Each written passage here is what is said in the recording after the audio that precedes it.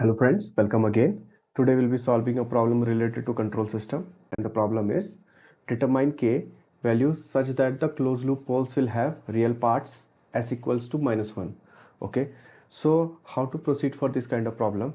See, the GS is given to us. Okay, this whole thing is GS. Okay, so now what we can do is since the poles have to be located at s equals to -1, we can shift the origin to s equals to -1. Okay, so a new variable we can introduce, and that will be such that at s equals to -1 it should be 0. Okay, so let us say the variable is z.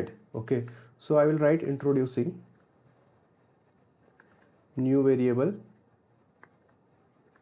Okay, as z.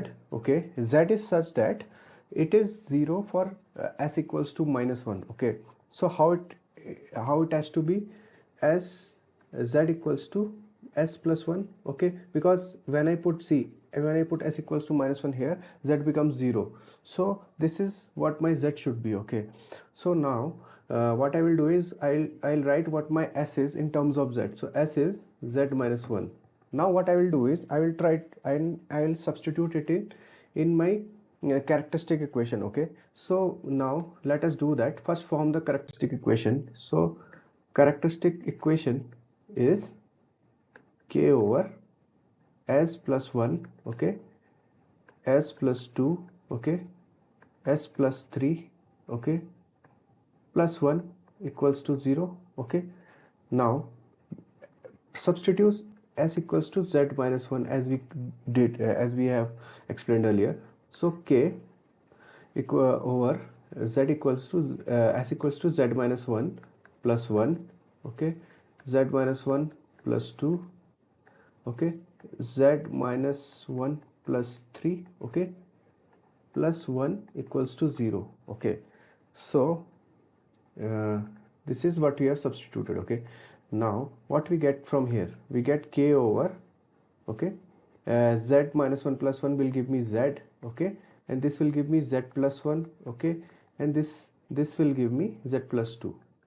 Okay, and plus 1 will be equal to 0. Now what you can do is you can simply take the LCM, and it will be z plus 1 z plus 2 equals to 0. Okay, now you can see here that k plus z square, okay, plus z cube, sorry, this is z cube plus 3z square plus 2z equals to 0. Now you can see you have formed an equation. Okay, this equation is a third order equation, which is z cube plus 3z square plus 2z plus k equals to 0. Now we can use the Routh criteria. Okay, so what we do is we can again form a Routh table. Okay, now forming a Routh table is simple. You just write from the highest power to the lowest power, z cube, z square, z power 1, z power 0. Okay, now see here the coefficient is 1, so you write 1 here. Okay, here the coefficient is 3. Okay, for the z square, let me write it clearly.